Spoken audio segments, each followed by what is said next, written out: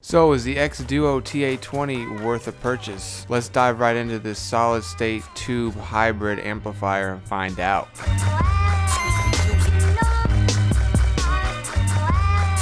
Greetings mates, Stu with Charles here, HomeStudioBasics.com, helping you make sound decisions leading to a beautiful audio experience that will make you fall in love with music, not gear, all over again. So, right off the bat, thank you Appos for sending this demo unit. I'm not being compensated for this review, but if you do purchase anything through Appos, through my links, I do make a small commission. Your support is much appreciated. Let's get right into build. This all aluminum alloy chassis is large and in charge like the Nutty Professor. You thought I was gonna put a meme there, didn't you? Didn't you? Don't lie to me. It's gargantuan super mutant sized behemoth. It's dummy thick. Dummy thick. It doesn't have a lot of girth, but it's really long. It's a shower and not a grower. Honestly, this thing is 1.55 kilograms. I don't know what that is in pounds, but it's pretty heavy. Yeah, you could probably escape a mental institution by throwing this out a window.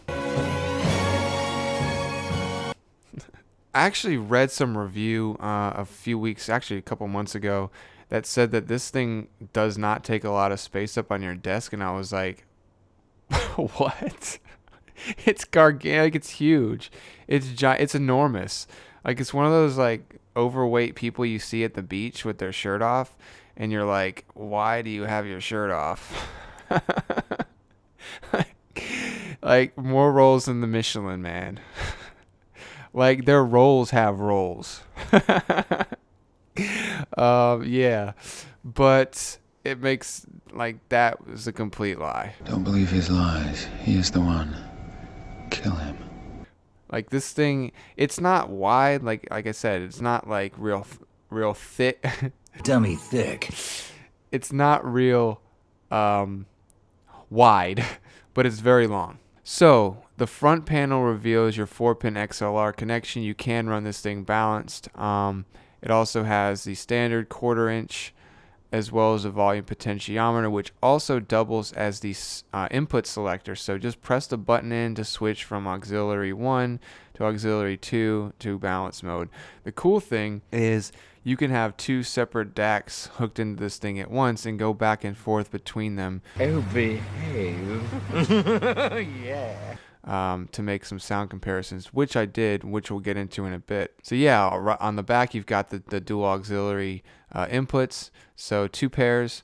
You've also got a pair of XLR inputs, balanced inputs, as well as a set of RCA single-ended outputs, so you can connect this thing to separate speakers, unbalanced of course. So you would just plug RCA to RCA into one speaker and then use the speaker wire from the right to the left. Don't overthink it. So the manual states that this amp can support 16 ohm to 600 ohm headphones. So the great thing about my K240M 600 ohm version is that I can quickly determine if audio companies are over exaggerating their claims, which is one of the main reasons why I keep it around. So the TA-20 does indeed drive my K240s pretty well. I only had the volume up around 65 out of 95, so yeah, plenty of headroom here. You're not going to really have to worry about it, as most headphones generally lie in the 150 to 300 ohm range, and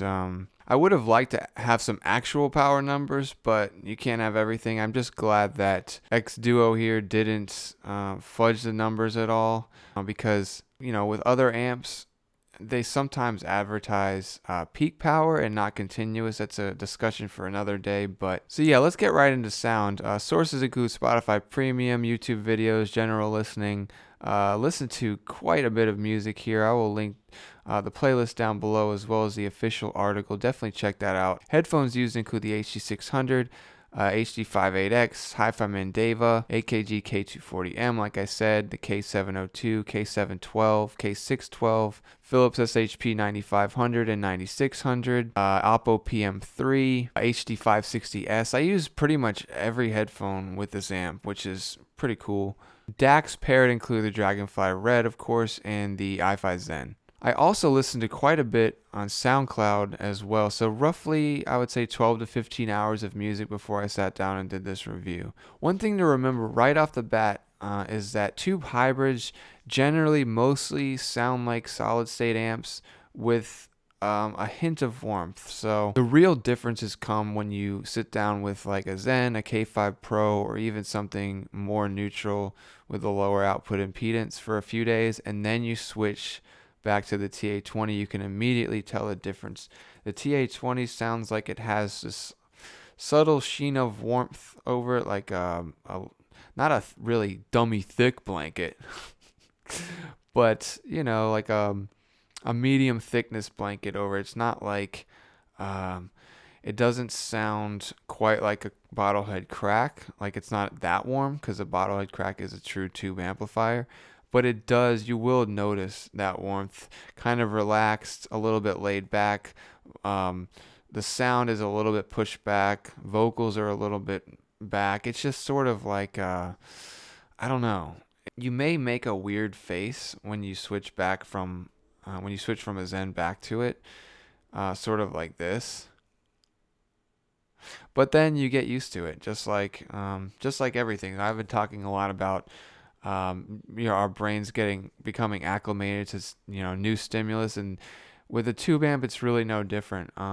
It's not going to be like, oh my god, life changing, because it still uses solid state transistors, but you will get a taste of the tube sound, so to speak. So I wouldn't start pitch intense thinking you're going to be blown away or anything, no pun intended. So I use the HD600 quite a bit with the TA-20 for a few select reasons. One, because I felt like it. Two, because it's mostly dead neutral aside from the 3 kilohertz coloration, which most people know about. Three, I've owned it since 2016, so it's easy for me to garner impressions and make comparisons between amps and DACs and feel super comfortable about it. And four, even despite this not being a true tube amp, I still believe it was made for higher impedance headphones. So it sounds really, really good with the HD600. So the comparison between the Zen and the TA-20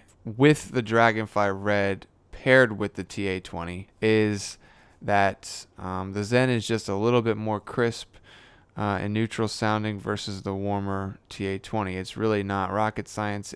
But it's also not like a night and day difference. It takes quite a bit of going back and forth, but also just listening to one amp and then going to the other one after a couple of days or even maybe a few hours.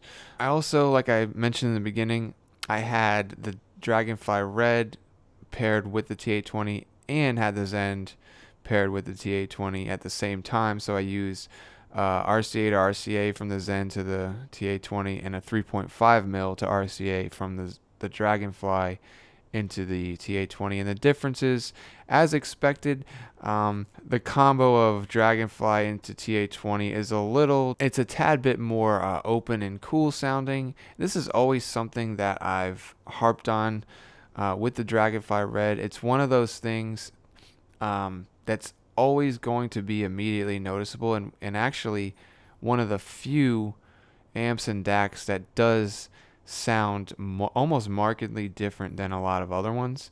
You're always going to get this sense with the Dragonfly, even when plugged into the TA-20. It's going to give it that more open sound, a little cooler, as if you maybe opened your windows. Kind of word salady there, but it definitely feels more spacious, I guess is the word for it. Whereas the Zen into the TA-20 is just a smidgen warmer. It's not like a monumental distinction, but it's definitely noticeable. Both combos sound fantastic, so it's not like I'm nitpicking at one, just making some clarifications. So I wrote here the Zen plus TA-20 is for like caviar snobs drinking scotch, while the Dragonfly Red into the TA-20 is for like OCD peeps who like to clean their apartment way more than is necessary. Sort of like Sarah Goldfarb in Requiem for a Dream. Because speed. You don't know. I'm gonna be on television. You'll notice that the former, the Zen plus TA-20, is a little bit more laid back and syrupy sounding, but it's not over the top. You'll also feel that the sound is a little bit more pushed back, a little bit more laid back, while the Red paired with the TA-20 is a little bit more clinical, a tad bit more, not even sterile is the right word because it's not really close to that.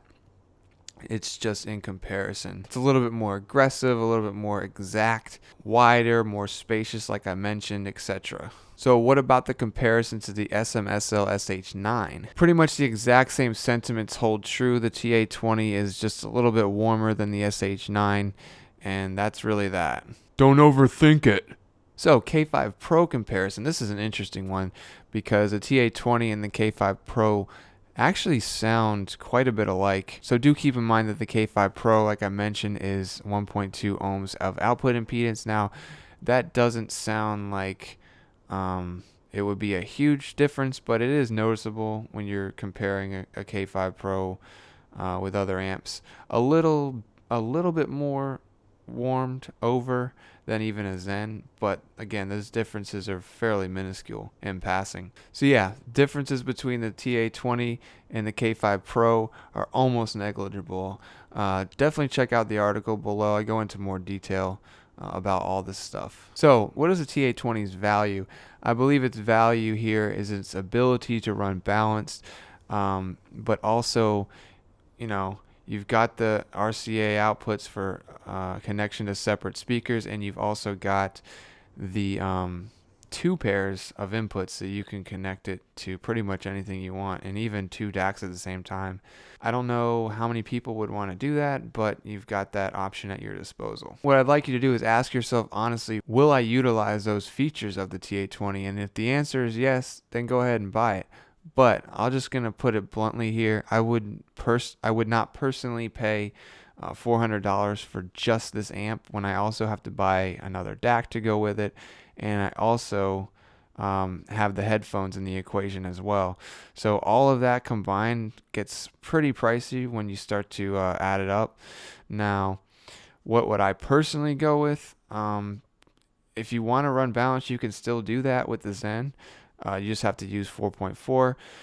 I do believe the Zen or the K5 Pro are both much better values here, so I would most likely recommend those, and I do recommend those to quite a number of people, and they're all extremely happy with the purchase. So I'm not, in no way am I trying to knock the TA-20. I like how it sounds. I appreciate what they're doing with it, but I just wouldn't ever personally have one in my studio because I just don't really have a use for it. So